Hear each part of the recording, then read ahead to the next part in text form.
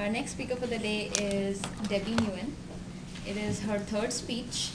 She is also a very valuable club member, club officer, doing all the PR for us in the weekly PAL, in the displays that you see outside break rooms, and you also received that wonderful letter email from her explaining what's going to happen today at Toastmasters. So without further ado, let's welcome Debbie, and her topic is reptiles in the workplace.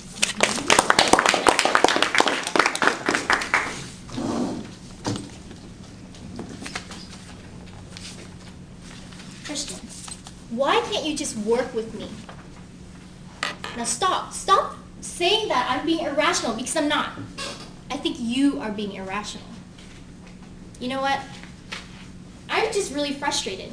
I'm frustrated with this job, I'm frustrated with you, and I'm just not happy. You know what I'm gonna do? I'm gonna quit.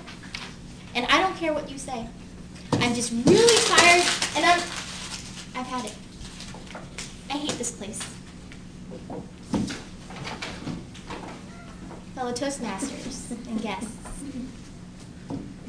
how many of you have seen situations like that, or have been in situations like that? It doesn't have to be at work.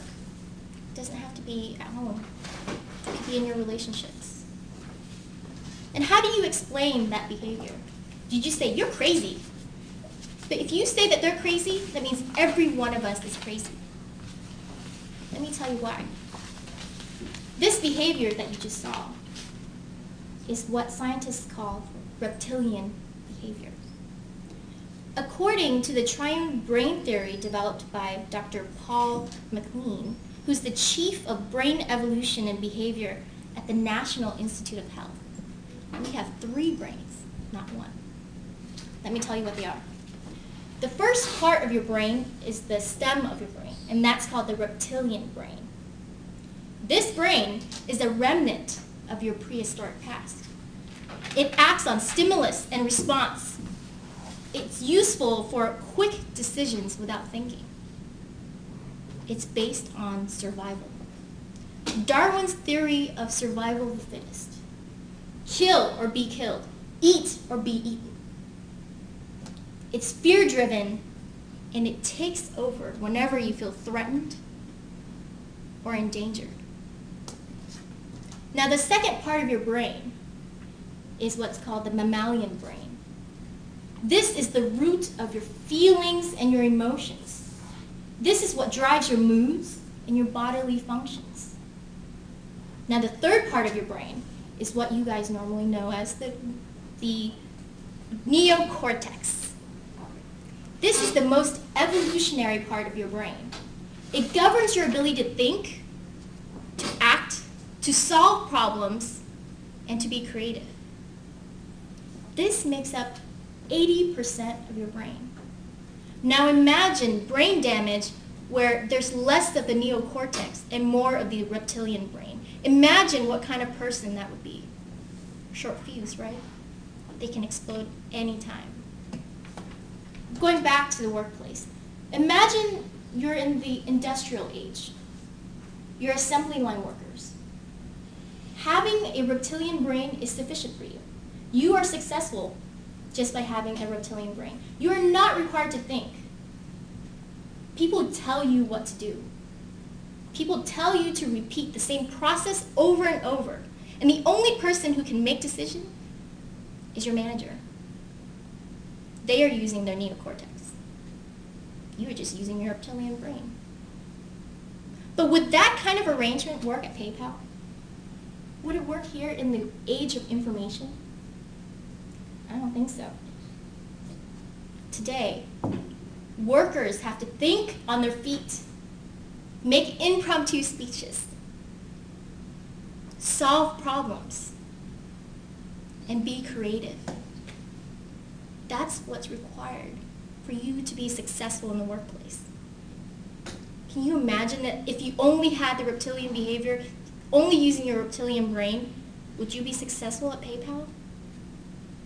Actually, it's a hindrance. It's a disadvantage. yet it still exists.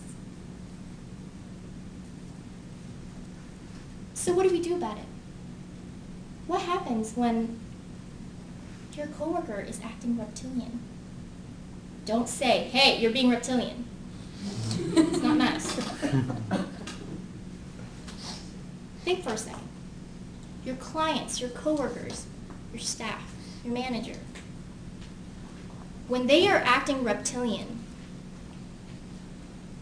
their behavior may be based on fear and survival.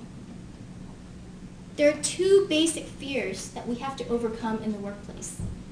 One is fear of embarrassment, and two is fear of failure. If people are afraid to make decisions, if people are afraid to take risks because they're afraid of failing or afraid of being embarrassed in front of their peers, imagine how productive we would be. Imagine what kind of risks we would take. Actually, we'd be risk averse. We wouldn't make any risks. So what do? How do you improve your working relationships? You have to reduce their fear and improve their odds of thinking that they will survive. 4 basic things you can do. First, make them feel like they are in a safe environment. Make them feel like they will survive. This is very important as a manager. You cannot make your employees feel like they will fail, no matter what. Actively listen by reflecting back and forth the content and the feelings they are expressing. Say things like, I understand, I know where you're coming from. Don't invalidate their feelings. Let them vent. Let them get their feelings out. What do we do when we're mad? Scream on top of our heads, go for a run, or talk to a friend. We can't scream or go running at work, but call someone to a conference room and just talk. Or if it's that person who's being reptilian, let them talk. Let them do the talking. But do not, I repeat, do not counterattack. Counterattacking will only make them feel that you are invalidating their feelings. And you don't want to do that. That will only escalate the situation.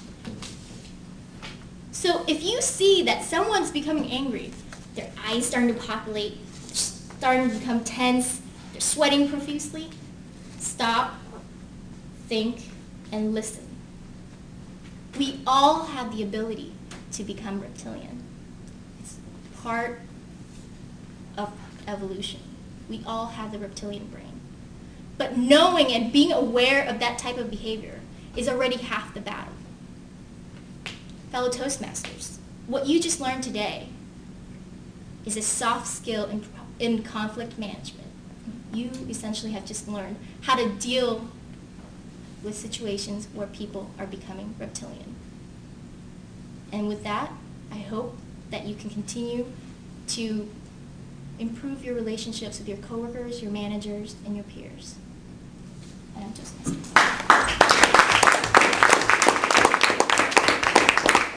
Very impressive and enlightening speech indeed. Please take 45 seconds to provide Debbie with